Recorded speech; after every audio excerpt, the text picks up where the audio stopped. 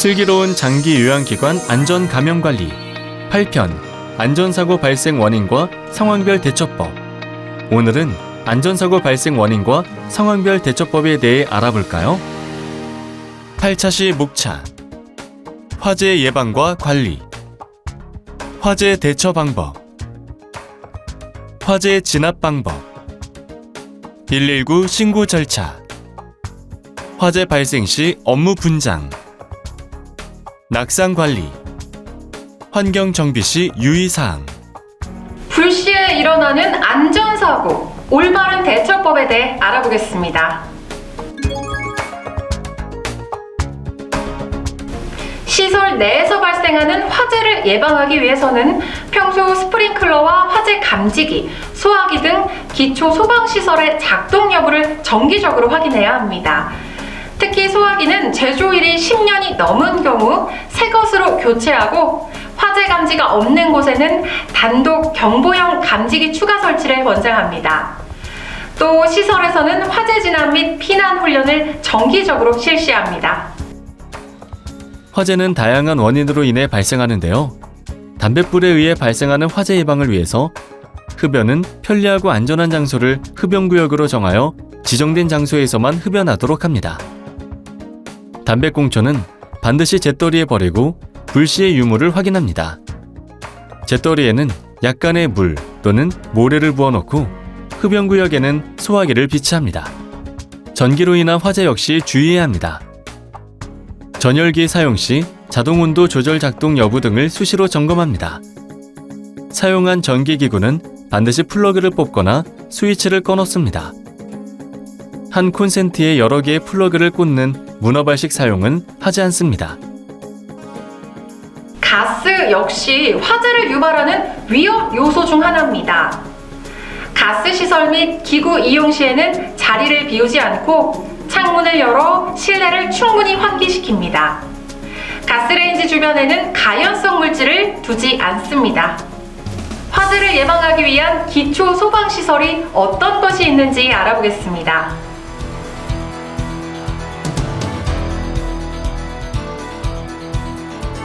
화재가 발생했을 때 대처하는 방법에 대해 알아보겠습니다.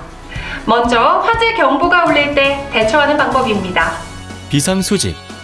야간에 화재 경보가 울리면 먼저 불이 났는지 확인하기보다는 소리를 질러 모든 사람을 깨우고 모이게 한 다음 대처 방안에 따라 밖으로 대피하거나 화재를 진압합니다.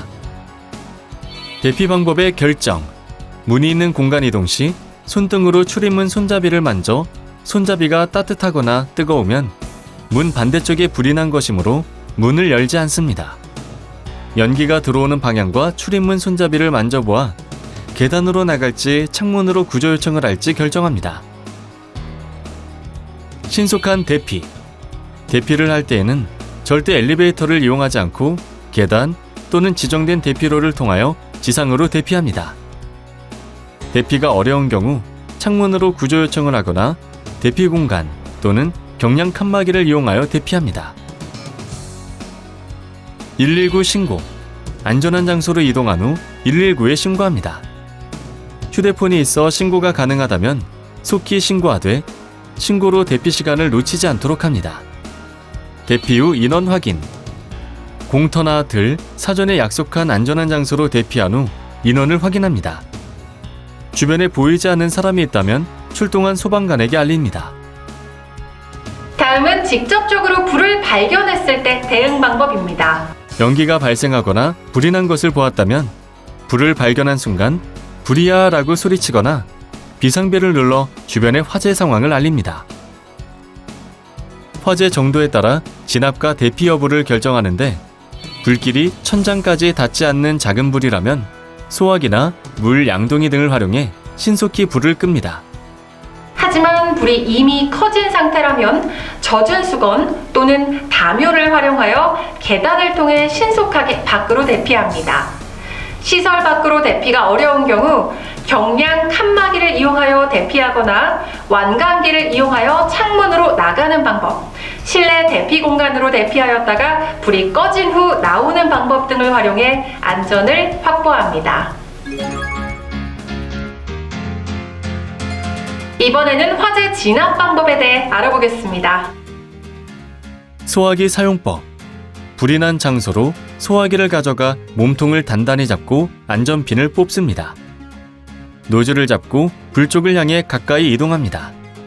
손잡이를 꽉 움켜쥡니다. 소화기 분말이 골고루 분사돼 불을 덮을 수 있도록 분사합니다.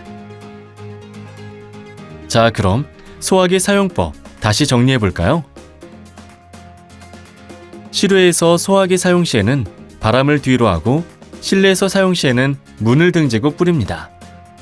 그리고 일반, 유류, 전기 화재는 ABC 소화기, 주방에서는 K급 소화기를 사용하는 등 소화기마다 화재 진압의 적응성과 특성이 다르니 평소의 숙지가 필요합니다. 소화기 사용법. 소화전 사용 시에는 가급적 2인 1조로 작업하며 평소 소화전함 주변에는 장애물을 두지 않습니다.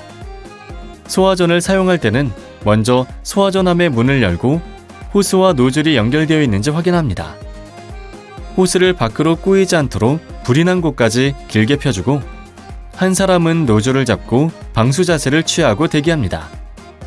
다른 한 사람이 밸브를 돌려 물이 나오는 것을 확인한 후 뛰어가 호스 잡는 것을 돕습니다. 노즐의 끝을 돌려 물의 양을 조절해가며 불을 끕니다.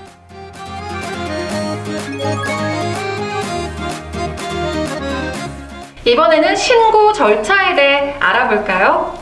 화재 등으로 인한 위급 상황 발생 시 119에 전화합니다. 상황 요원 연결 시 침착하게 본인의 위치와 주소, 현재 상황, 부상 여부 등을 알리고 요원의 안내에 따라 이동합니다. 화재 중 발생한 연기에는 다음과 같이 대응합니다. 손수건이나 옷 등을 이용하여 연기가 흡입될 수 있는 코와 입을 보호합니다.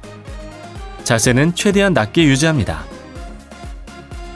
다른 손으로 벽을 짚습니다.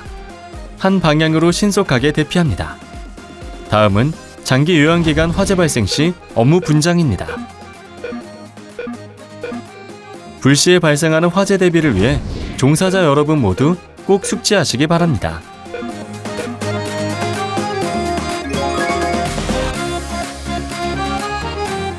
장기 요양기관의 특성상 기력이 약한 수급자들이 이동 시 넘어지거나 침대 등에서 떨어져 다치는 낙상사고가 종종 발생하는데요.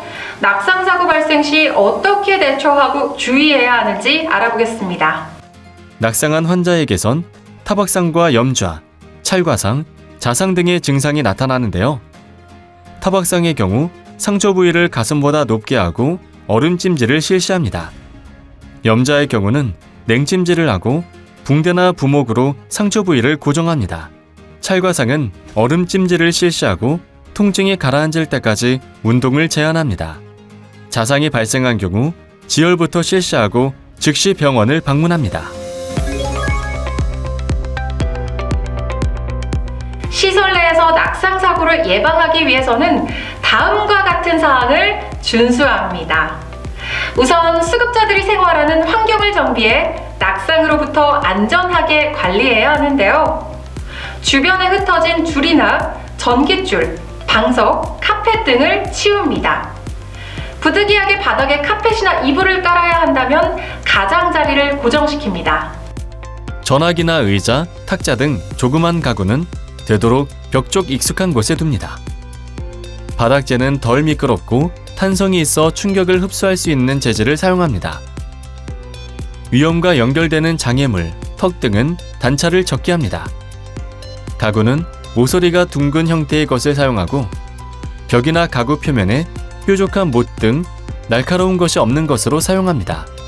모서리가 곡선 처리된 가구를 사용하거나 모서리 쿠션, 모서리 안전 가드 등을 부착합니다. 누워있거나 잠든 동안에는 반드시 침대 난간을 올려 고정합니다. 바닥에 물이 떨어진 경우 즉시 닦습니다. 깨지기 쉬운 물건이나 위험한 것들은 보관함 및 캐비넷에 보관하고 잠금 장치를 합니다. 다음은 낙상 예방을 위한 수급자의 의복 및 신발 착용 주의사항입니다. 날씨가 추울 때는 가벼운 옷을 여러 겹 입어 몸을 움츠려 균형 감각이 저하되지 않도록 합니다. 슬리퍼나 바닥이 미끄러운 신발은 신지 않습니다. 신발을 벗고 생활하는 실내에서는 미끄럼 방지 양말을 신도록 합니다. 굽이 낮고 폭이 넓으며 미끄럽지 않은 고무바닥, 뒤가 막힌 신발을 신도록 합니다. 보행에 어려움이 있을 경우 보행차나 지팡이 등을 사용하도록 합니다. 기관 내 조명은 실내는 편하게 책을 읽을 수 있고 그림자가 생기지 않을 정도의 밝기를 유지합니다. 거실과 계단, 현관, 화장실 등은 항상 환하게 밝혀두거나 센서 등을 설치합니다. 낙상 사고가 낮은 화장실의 경우 벽과 변기 근처에 안전 손잡이를 설치합니다. 욕조 안이나 욕실 바닥 등에는 미끄럼 방지 방수용 테이프를 붙이거나 미끄럼 방지액을 도포합니다. 국민건강보험공단과 함께 안전하고 안심되는 장기 요양기관 만들기에 앞장서 주세요. 우리 장기 요양 어르신을 더 안전하게, 더 건강하게 국민건강보험공단이 함께합니다.